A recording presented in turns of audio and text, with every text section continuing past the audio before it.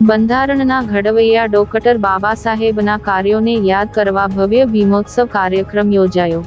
સમસ્ત અનુસૂચિત જાતિ સમાજ ભરૂચ દ્વારા આંબેડકર ભવન ખાતે ભવ્ય ભીમોત્સવ કાર્યક્રમનું આયોજન કરવામાં આવ્યું હતું.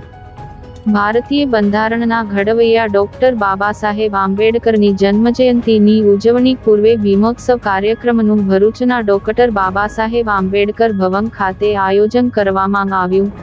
બાબા સાહેબે કરેલા કાર્યોની કદર અને ઋણ અદા કરવાના આશય સાથે સમસ્ત અનુસૂચિત જાતિ સમાજ દ્વારા વિવિધ સહયોગી સંસ્થાઓના સહકારથી ભવ્ય ભીમોત્સવ કાર્યક્રમ યોજાયો હતો.